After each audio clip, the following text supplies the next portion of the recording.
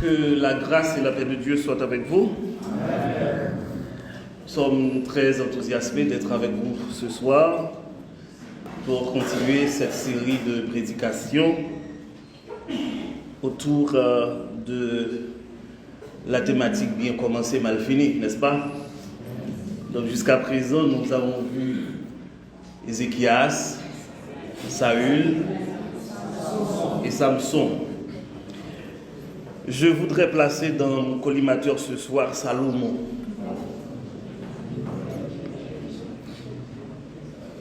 La sagesse sans la fidélité, l'échec du cœur partagé. 1 Roi chapitre 11 verset 4, je lis très rapidement. Lorsque Salomon fut vieux, ses femmes inclinèrent son cœur vers d'autres dieux, et son cœur ne fut point tout entier à l'Éternel. Je vous parle de Salomon. Amen. Salomon demeure l'un des personnages les plus admirés, et même dans le monde séculier. Mais c'est aussi l'une des figures les plus tragiques de l'Ancien Testament. S'il était né avec une cuillère d'argent dans la bouche, en fait, il a hérité d'un trône déjà affermi. Il était bénéficiaire d'une promesse divine exceptionnelle. Il commence son règne sous le signe d'un amour sincère pour Dieu et d'une recherche authentique de la sagesse. Et la Bible atteste que, en 1 Roi 3, Salomon aimait l'Éternel et suivait les coutumes de David, son père. Conséquemment, Dieu lui a accordé une sagesse sans égale, qui a même suscité l'admiration des autres nations. Pourtant, il y a toujours ce pourtant, c'est toutefois. Pourtant, ce début remarquable va contraster douloureusement avec la fin du règne de Salomon. Et progressivement, le cœur de Salomon va se diviser. Sa fidélité s'émousse, sa fidélité s'effrite, s'étiole. Et la sagesse reçue ne fut plus ou bien ne suffit plus à préserver l'obéissance. Mes chers amis, l'histoire de Salomon nous montre que l'intelligence spirituelle et théologique ne garantit pas la fidélité morale et doctrinale. L'échec du leadership commence lorsque le cœur cesse d'être entièrement consacré à Dieu. Vous allez voir, c'est ce qui était arrivé à M. Salomon. Comment expliquer cette déchéance? Comment expliquer cette déconfiture de l'homme le plus sage, de l'homme le plus riche de son temps? Qu'est-ce qui explique cette désillusion, ce désenchantement de Salomon? Encore une fois, la même méthodologie. On va voir d'abord le début de son ministère, de son règne, et ensuite regarder ensemble son déclin tragique.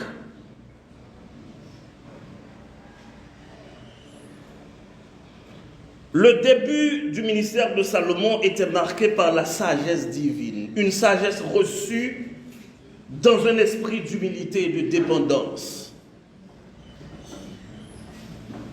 Tout commence à Gabaon, vous connaissez l'histoire, je ne vais pas trop gloser dessus. Lorsqu'il se rend à Gabaon pour offrir des sacrifices, Dieu lui apparaît en songe et lui accorde le droit de formuler une requête. Contrairement à vous, peut-être à moi, Salomon répond, Seigneur, accorde à ton serviteur un cœur intelligent pour juger ton peuple, pour discerner le bien du mal. 1 Roi 3, 9. Cette demande, mes chers amis, révèle une conscience aiguë de son insuffisance personnelle face à la charge royale. C'est à peu près comme Saül. Et Dieu va approuver de manière désintéressée, oui, cette requête désintéressée, en disant en 1 Roi 3, verset 11-12, « Parce que tu as demandé cela, je te donnerai un cœur sage et intelligent. » Amen. Un cœur sage et intelligent. Cette sagesse se manifeste rapidement dans l'exercice du jugement, de la mesure où cette sagesse commence à susciter l'émerveillement du peuple. La Bible dit en 1 Roi 3, verset 28, que tout Israël a pris le jugement que le roi avait prononcé, car ils virent que la sagesse de Dieu était en lui. Je souligne ça. La sagesse de Dieu était en Salomon. Un homme sage, un homme intelligent.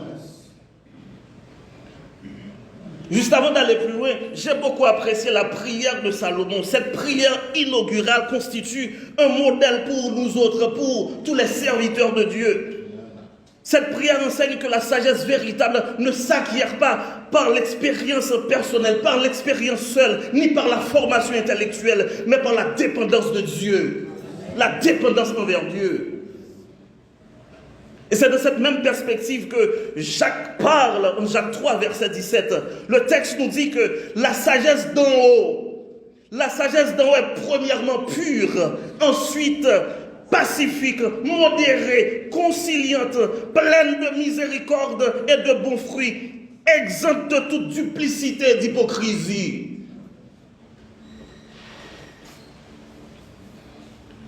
Ici, remarquez, Jacques met en contraste la sagesse divine avec la sagesse terrestre, en soulignant que la véritable sagesse, c'est celle qui vient d'en haut, c'est celle qui vient de Dieu. Amen.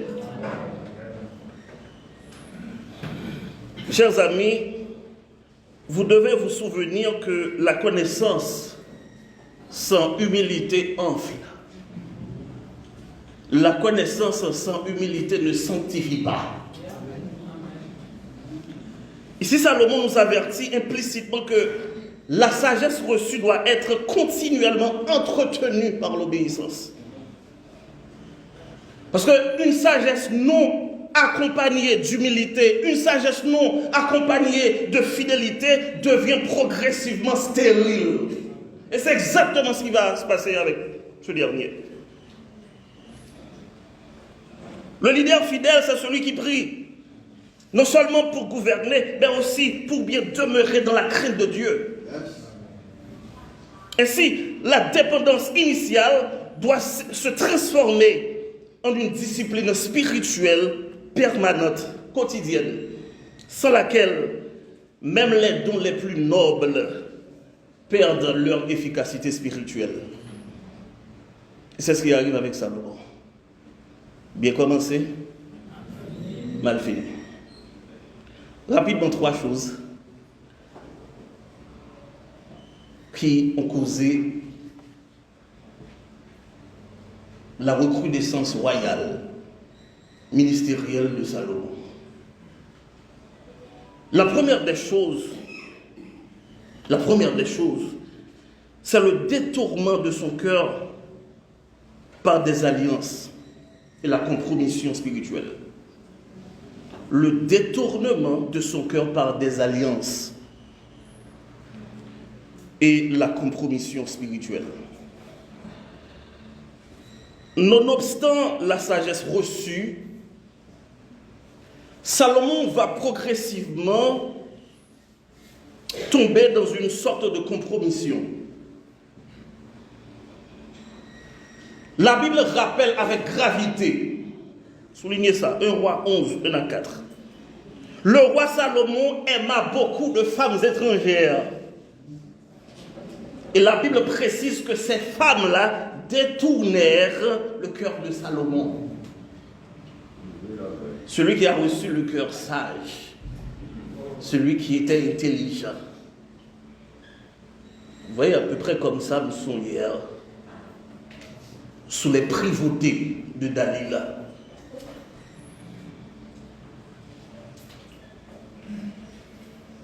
Ces femmes détournèrent son cœur.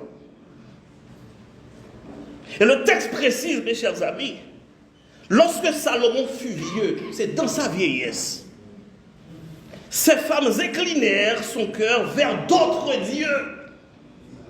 Et son cœur ne fut point tout entier à l'Éternel. Son cœur est partagé maintenant. À tel point que cet homme intelligent, cet homme sage, malheureusement commence à bâtir des hauts lieux pour des faux dieux, pour Kémosh, pour Moloch. Je vous parle de Salomon. Cette dérive est d'autant plus grave qu'elle contredit explicitement la loi divine. Je suis tombé sur ce texte ce matin en préparant le sermon, Deutéronome 17, 17. Il n'aura pas un grand nombre de femmes, c'était interdit, afin que son cœur ne se détourne point. La sagesse intellectuelle de Salomon ne parvient plus à compenser un cœur partagé et désobéissant. Salomon va chuter. Et la chute spirituelle de Salomon, mes chers amis, nous enseigne que le plus grand danger ne réside pas dans l'ignorance, mais dans la compromission progressive. Un cœur partagé conduit inévitablement à une tolérance doctrinale morale. J'avais posé cette question aux étudiants de la vacation AM ce matin. Qui vous parle? Et quel genre de relation avez-vous, je ne sais pas, avec des amis, des femmes plus particulièrement, des sexes opposés? C'est dangereux. Vous voulez dire ça à votre voisin? Dites, c'est dangereux. C'est dangereux.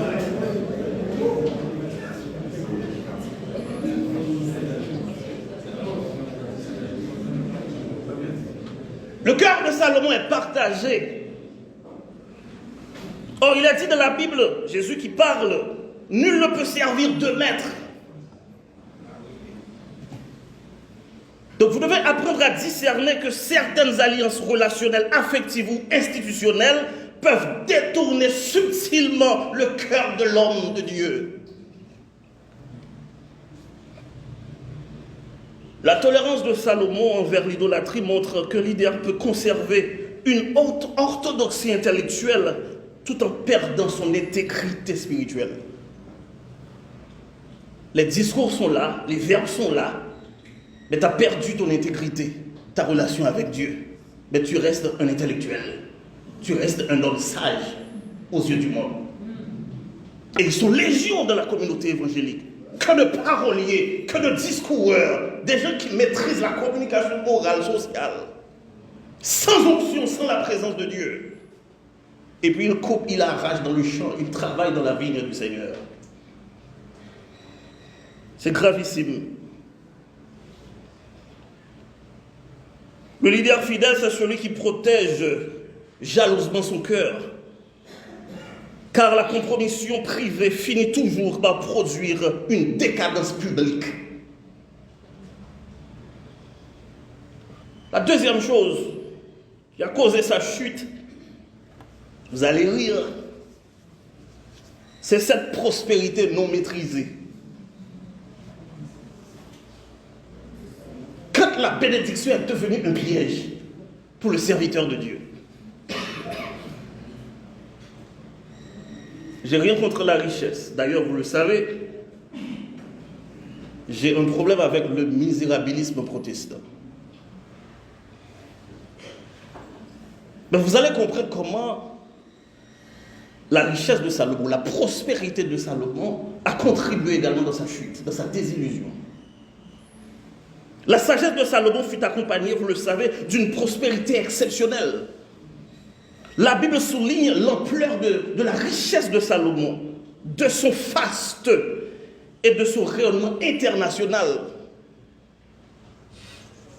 Allez lire en 1 Roi, chapitre 10, versets 14 à 29. Je n'aurais pas eu le temps de tout compter. Le texte nous dit, l'or affluait à Jérusalem, l'or. Les palais se multipliaient. Et la cour royale est devenue un centre de prestige sans précédent. Or, cette abondance, loin de renforcer la piété du roi, malheureusement, va contribuer progressivement à l'alourdissement de son cœur. Salomon accumula chevaux après chevaux, richesses et faste, en violation directe des prescriptions de la loi mosaïque concernant le roi. Deutéronome 17, 16 à 17. Cela veut dire que la prospérité qui aurait dû être un moyen de glorifier Dieu devint une fin en soi. Le projet royal se transforme peu à peu en un projet personnel et impérial. La construction du temple, acte spirituellement majeur, fut suivie de vastes entreprises architecturales centrées sur la loi du roi lui-même. Ainsi, l'abondance matérielle, non disciplinée par la crainte de Dieu, va contribuer également à déplacer subtilement le centre de gravité du règne de Dieu vers Salomon maintenant. Et c'est grave à partir de ce moment. Quand la richesse est devenue un piège, notamment dans le pastorat. Et vous le savez aujourd'hui avec ce fameux 5V du ministère pastoral, vous le savez.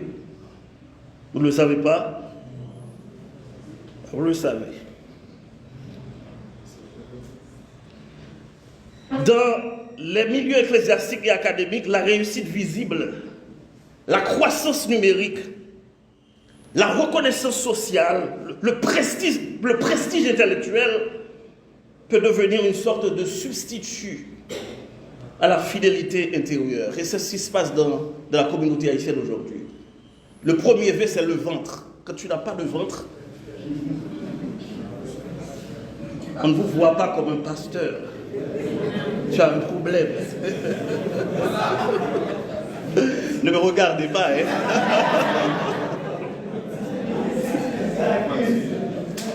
Le deuxième V, c'est la valise. Il faut qu'il y ait un gros ventre et puis une valise. Ensuite, c'est la voiture. Le verre également.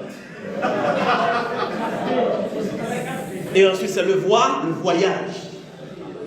C'est comme ça la communauté perçoit un pasteur riche, un pasteur, malheureusement. Et moi, j'ajouterais peut-être un 6e V, c'est la vanité. Mes chers amis, la bénédiction matérielle, institutionnelle ou ministérielle, lorsqu'elle n'est pas encadrée par une vigilance spirituelle, elle peut nourrir l'autosuffisance, l'orgueil et la perte du sens de dépendance envers Dieu. Ce texte nous rappelle que la prospérité non sanctifiée peut accélérer la chute spirituelle. Bien finir exige non seulement de supporter l'épreuve de l'adversité, mais aussi de résister à l'ivresse du succès. Le leader fidèle doit apprendre à gérer l'abondance avec la même humilité que le manque. Il est écrit en Philippiens chapitre 4, verset 12, c'est l'apôtre Paul qui parle. Je sais vivre dans l'humiliation et je sais vivre dans l'abondance. En tout et partout, j'ai appris à être rassasié et à avoir faim, à être dans l'abondance et dans la privation.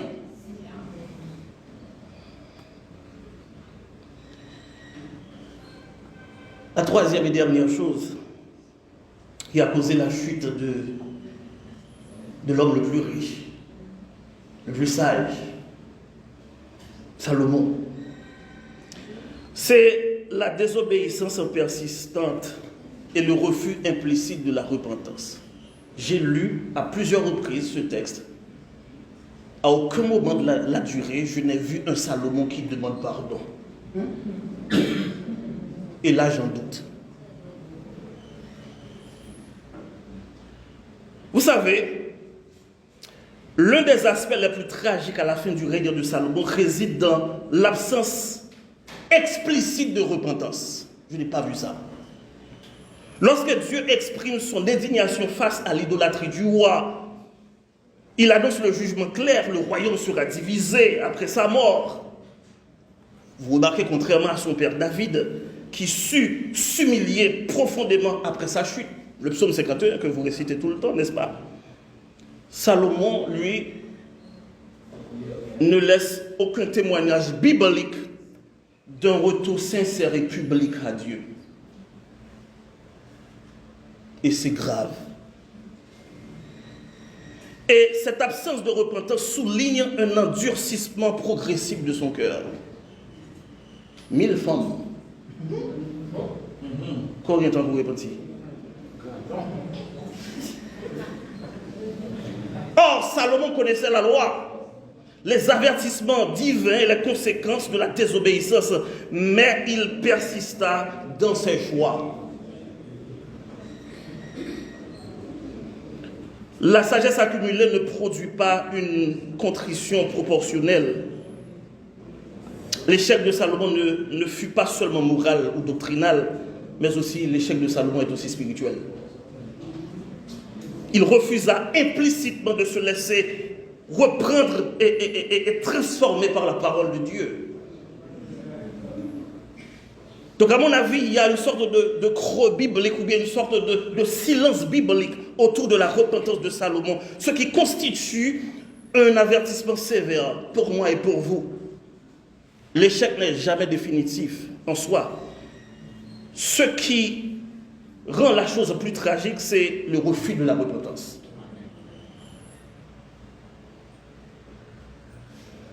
Souvent, les leaders ecclésiastiques confondent leur statut, leur expérience et leur savoir avec une sorte d'immunité spirituelle ou ministérielle. Déterminer son ministère suppose un cœur enseignable jusqu'au bout. Je conclus. Samson a bien commencé. Samson a mal terminé. Et vous voyez, il y a un point commun entre ces différents leaders, personnages-là que je vous ai déjà présentés. Quel est ce point commun? Un problème de constance dans la fidélité.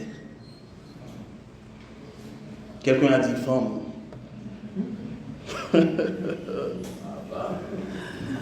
L'histoire de Salomon démontre que la sagesse, aussi extraordinaire soit-elle, ne remplace jamais l'obéissance fidèle. Salomon a bien commencé. Salomon a aimé Dieu. Salomon a recherché de la sagesse. Mais il a mal terminé en laissant son cœur se dévier, se diviser. Son parcours rappelle que la fidélité à Dieu ne se mesure pas à l'intensité du début, mais à la constance de l'engagement jusqu'à la fin.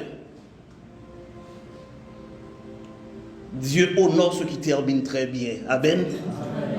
Et je le disais ce matin, il faut prier pour que vous commencez bien et que vous terminez bien à l'instar de Samuel. Sans reproche.